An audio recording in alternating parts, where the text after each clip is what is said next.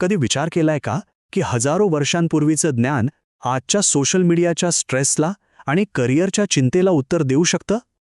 चला तर मग या प्राचीन मार्गदर्शिकेतील काही रहस्य उलगडूया जी आपल्या आधुनिक मनाला खरी शांती देऊ शकतात. तर आपण काय बघणार आहोत? हा फक्त एक रोडमॅप नाहीये, हा आपल्या मनाला मजबूत बनवण्याचा एक मार्ग आहे. आणि याची सुरुवात होणार आहे आपल्या आतल्या युद्धापासून. ते युद्ध जे आपण रोज लढत असतो. आपलं पहिलं आणि सगळ्यात मोठं युद्धक्षेत्र बाहेर कुठे नाही, तर आपल्याच आत आहे, आपल्या मनात, जिथे चिंता, भीती आणि शंका हे सगळेजण आपल्यावर सतत हल्ला करत असतात. प्रमोशनची चिंता असो किंवा प्रोजेक्ट फेल होण्याची भीती, हा जो करिअरचा स्ट्रेस आहे ना, तो एका मोठ्या दगडासारखा आहे जो आपल्या क्षमतेला दाबून टाकतो. हे आपल्यापैकी बऱ्याच जणांना ओळखीचं वाटेल. आणि मग येतं सोशल मीडिया, जिथे आपण सतत एका इमोशनल रोलर कोस्टरवर असतो. एका क्षणी काही लाईक्समुळे एकदम आनंदी, तर दुसऱ्याच क्षणी एका नेगेटिव्ह कमेंटमुळे पार जमिनीवर.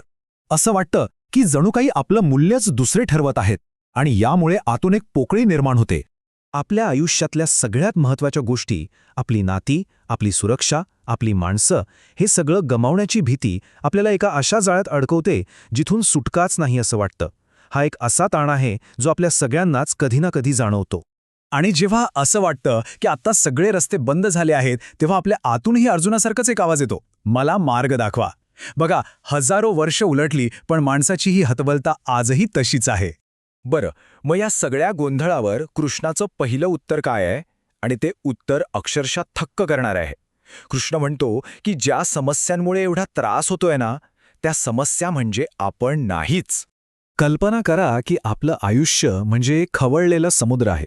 आणि आपण त्या समुद्रावरच्या लाटा नाही, तर तो खोल, शांत, अथांग समुद्र आहोत.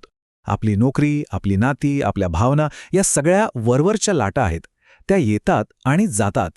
ही कल्पना किती मोकळा श्वास घ्यायला लावते, नाही का? आपली सध्याची भूमिका, आपलं शरीर, आपली पदवी, हे सगळं म्हणजे आपण घातलेले कपडे आहेत. कपडे बदलतात पण आतला माणूस तोच राहतो. आपलं खरं अस्तित्व या बाहेरच्या गोष्टींवर अवलंबून नाहीये.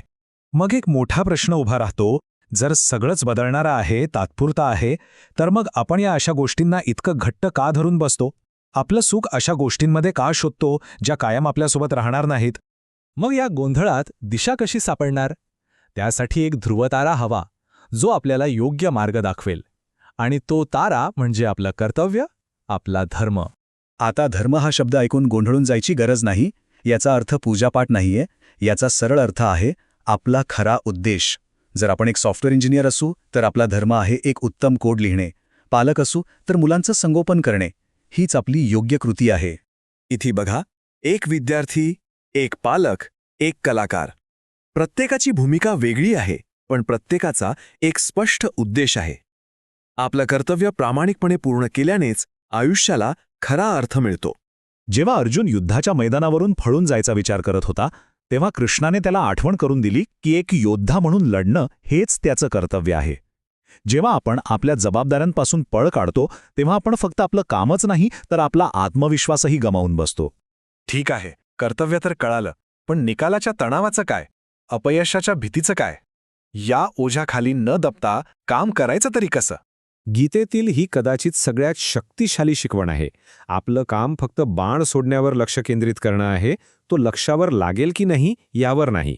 कारण प्रयत्नांवर आपलं नियंत्रण आहे, परिणामांवर नाही. हा फरक बघा.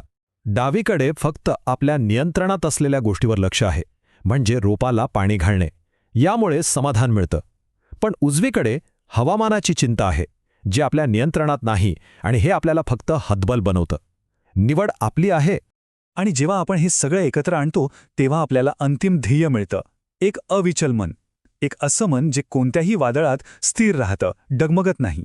स्वतःला एक प्रश्न विचारूया. आपल्या मनाचा रिमोट कंट्रोल इतरांच्या हातात आहे का? एक लाईक आपला दिवस बनवू शकतो आणि एक नकारात्मक कमेंट तो खराब करू शकते का? स्थितप्रज्ञ म्हणजे अशी व्यक्ती जिचा पाया खूप मजबूत आहे. तिची किंमत इतरांच्या मतांवर नाही तर या 4 आंतरिक स्तंभांवर अवलंबून असते. बाहेरून मिळणारी स्तुती किंवा होणारी निंदा तिला हलवू शकत नाही.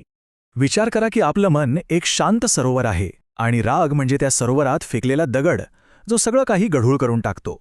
अशा गढूळ पाण्यात आपल्याला स्पष्टपणे काहीच दिसू शकत नाही आणि योग्य निर्णय घेणं तर अशक्यच होऊन बसतं. आणि शेवटी गीतेचा सार कदाचित याच एका वाक्यात आहे. खरा विजेता तो नाही जो जग जिंकतो, खरा विजेता तो आहे जो स्वतःला जिंकतो, आपल्या भावनांना, आपल्या इच्छांना आणि आपल्या मनाला.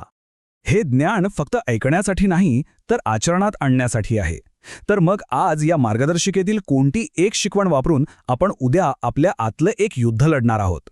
निकालाची चिंता सोडून देणार की इतरांच्या मतांची पर्वा न करता आपलं कर्तव्य पार पाडणार? आपली लढाई आपणच निवडायची आहे.